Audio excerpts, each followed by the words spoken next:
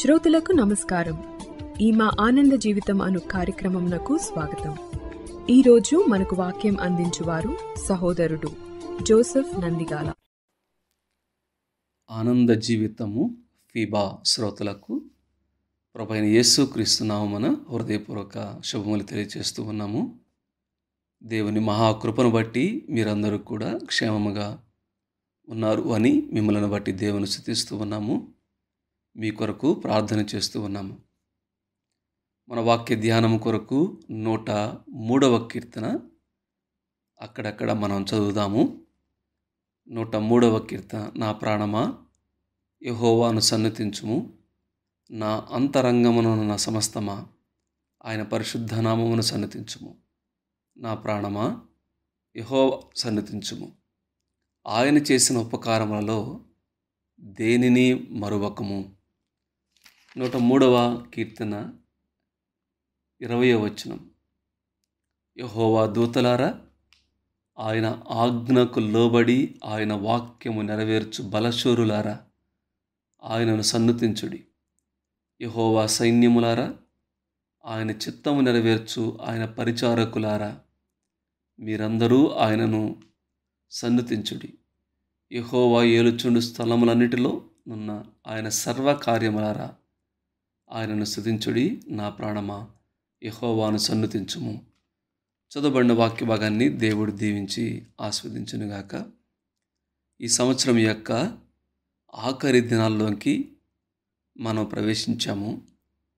మరి కొన్ని రోజులు 2-3 రోజుల్లోనే ఈ సంవత్సరమును ముగించుకొని మరొక నూతన సంవత్సరంలోనికి మనం ప్రవేశింపబోతూ ఉన్నాం. ఇటువంటి సమయంలో 2 ప్రాముఖ్యమైన విషయాలు మనం చేయాలి. అది మన వ్యక్తిగత కుటుంబ జీవితాలకు మేలుకరంగా ఉంటవి, దేవునికి మహిమకరంగా ఉంటవి.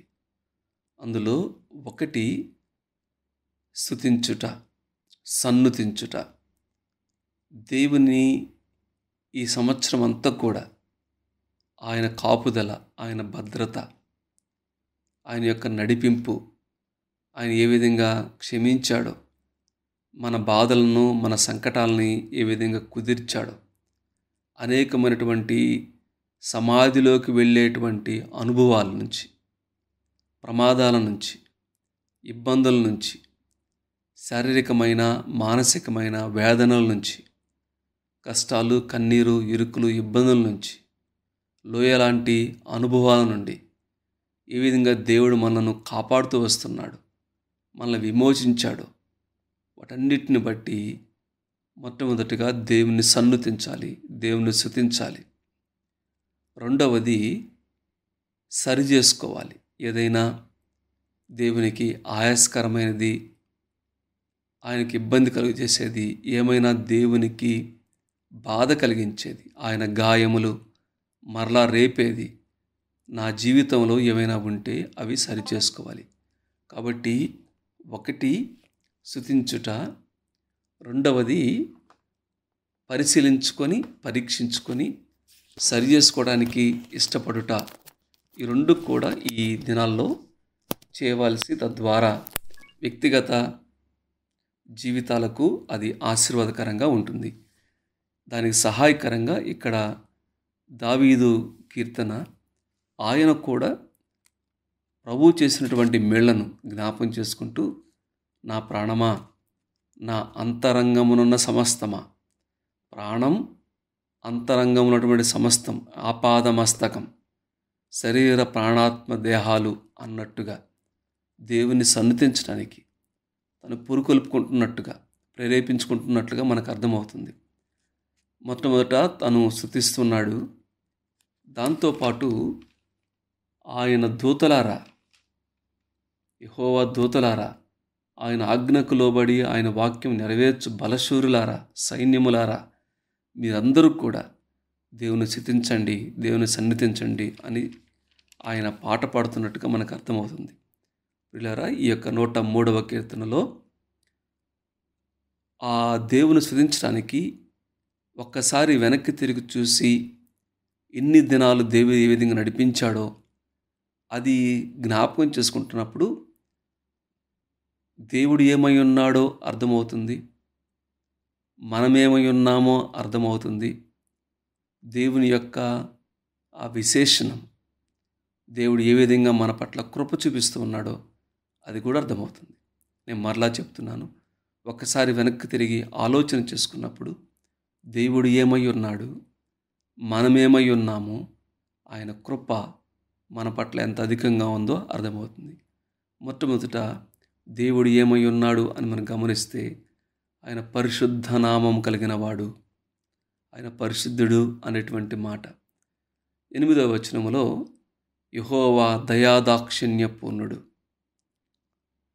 ఆయన దీర్ఘశాంతుడు. వాస్తవేనండి, ఎంత దయను మన పట్ల చూపించాడు. నీవు దోషములను కనిపెట్టి చూస్తే నీ ఎదుట నిలవగలిగిన వాడెవడు?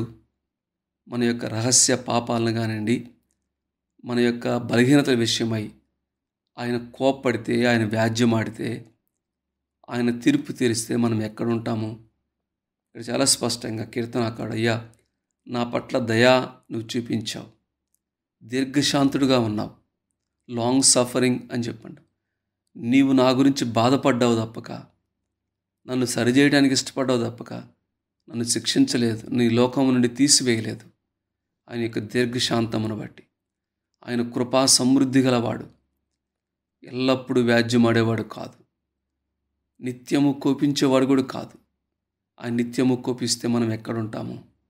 వీళ్ళారా, ఈ సమయంలో దేవుడు ఏమై ఉన్నాడో, ఆయన క్షమించేటువంటి దేవుడు, కుదిర్చేటువంటి దేవుడు, విమోచించేటువంటి దేవుడు, కరుణా కటాక్షాలను క్రియేటింగ్గా ఇచ్చేటువంటి దేవుడు, పక్షరాజు యవ్వనం వలె మన యవ్వనాన్ని సంవత్సరం వెంబడి సంవత్సరం ఆ క్రొత్తదనాన్ని, రెన్యూయింగ్, ఆ యొక్క నూతన పరచబడటాన్ని దేవుడు మన జీవితంలో అనుగ్రహిస్తాడు.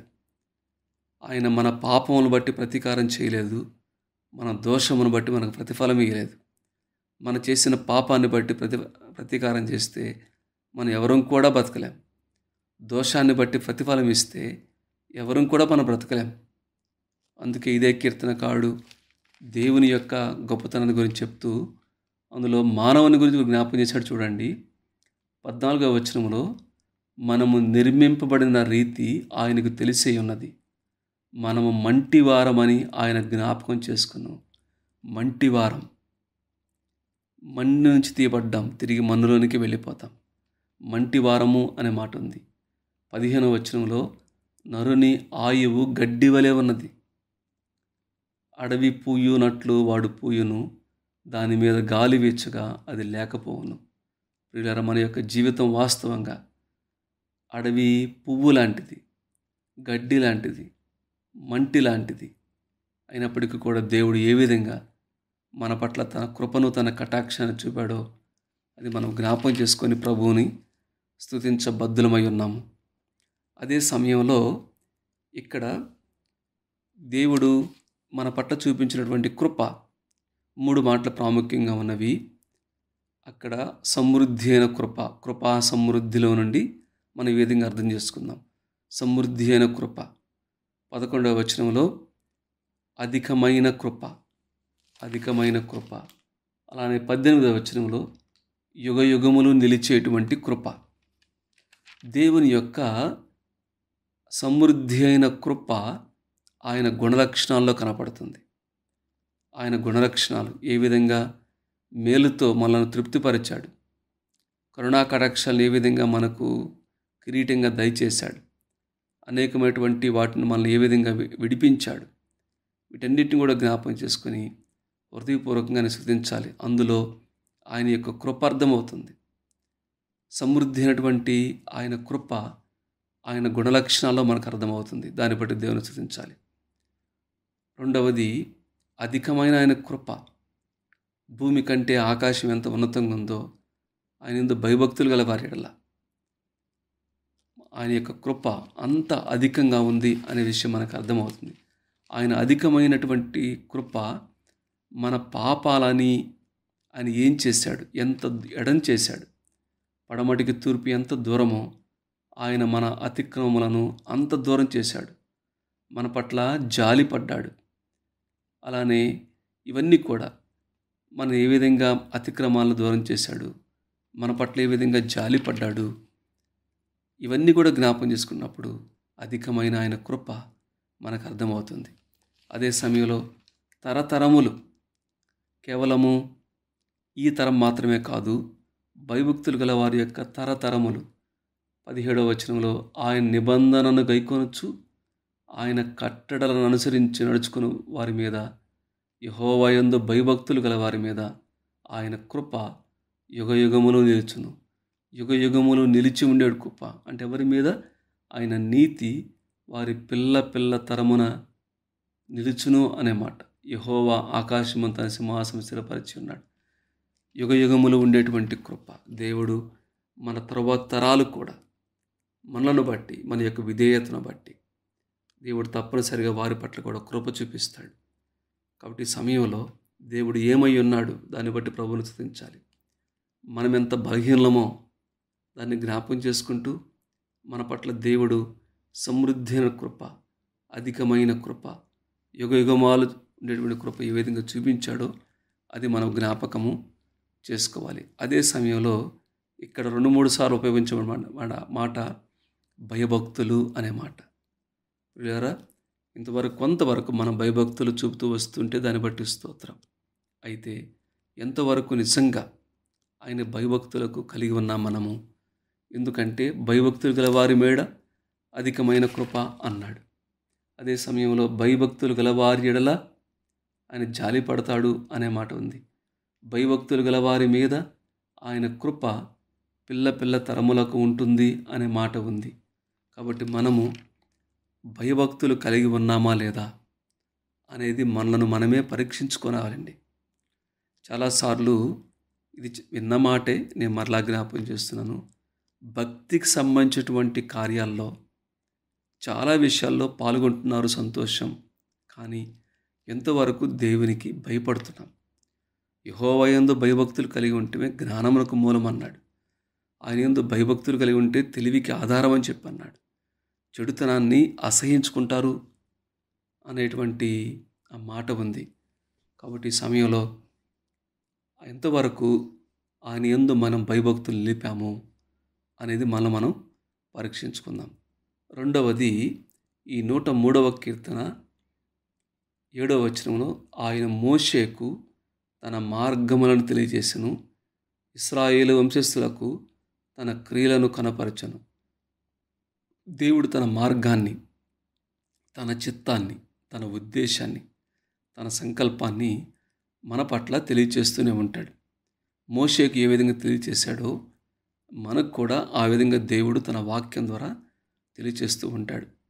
అయితే మనం నేర్చుకోవాల్సిన ప్రశ్న, అడగవలసిన ప్రశ్న ఏమిటంటే, దేవుడు తన చిత్తాన్ని, తన సంకల్పాన్ని, తన ఉద్దేశాన్ని స్పష్టంగా చెప్పినప్పటికి కూడా మనం ఎంతవరకు విధేయత చూపుతున్నాం, ఎంతవరకు ఆ మాటకు లోబడుతున్నాము అనే విషయాన్ని మనం జ్ఞాపకం చేసుకోవాలి. అర్థమవుతుంది అనుకుంటాను.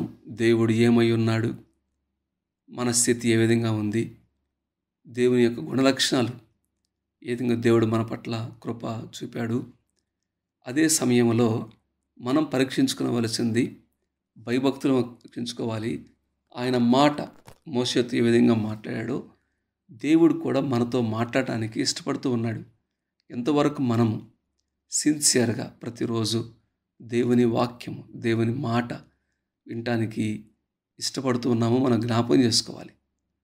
నిజంగా వీటిని హృదయపూర్వకంగా ప్రభువుని స్తుతిస్తూ, మన బలహీనత విషయమై మనం జ్ఞాపకం చేసుకుంటూ, ఆయన కృపను బట్టి ప్రభువుని స్తుతిస్తూ భయభక్తులు గలవారమై ఉంటే గొప్ప ఆశీర్వాదము దేవుడు మనకిస్తాడు. పక్షిరాజు యవనం వలె నీ యవనము కృతదగునట్లు అనే మాట ఉంది.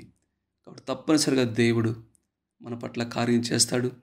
ఇక ముందు కూడా తరతరాలు అనే మాట ఉంది కదా, ఆయన యందు భయభక్తులు గల వారికి యుగయుగములు ఆయన యొక్క సన్నిధి తోడుగా ఉంటుంది. కాబట్టి ఈ సమయంలో ఈ కీర్తనను మరలా చదువుతూ మనము మన కుటుంబాలు, మన సంఘాలు అందరం కూడా దేవుణ్ణి హృదయపూర్వకంగా మహింపరచడానికి పరిశుద్ధాత్మ దేవుడు మన సహాయం చేయనుగాక. ఒకవేళ ఈ సమయంలో ఇంకా యేసుక్రీస్తు ప్రభువును సొంత రక్షకునిగా అంగీకరించకపోతే యేసుక్రీస్తు ప్రభువును నమ్మండి. యేసుక్రీస్తు ప్రభువారి ద్వారా పరలోక సంబంధమైన ప్రతి ఆశీర్వాదాన్ని దేవుడు మనకు అనుగ్రహించాడు. యేసుక్రీస్తు ప్రభువునందు విశ్వాసం ఉంచితే ఆ ఆశీర్వాదానికి నీవు కూడా వారసుడు అవుతావు. కాబట్టి ప్రభువు నమ్మని వారు యేసుక్రీస్తు ప్రభువును నమ్మండి. నమ్ముకున్నవారు అర్థవంతమైగా ఈ సంవత్సరాన్ని ముగించడానికి పరిశుద్ధాత్మ దేవుడు సహాయం చేయనుగాక. దేవుడి వాక్య భాగాన్ని దీవించి ఆస్వాదించునుగాక. ఇంతవరకు మీరు విన్న ఈ కార్యక్రమము మీకు దీవెనకరంగా ఉన్నదని మా నమ్మకం. ఈ కార్యక్రమమును గూర్చి పూర్తి వివరాలకై మమ్మల్ని కాంటాక్ట్ చేయవలసిన మా email ID info@fibaonline.org, mobile number 9483013136.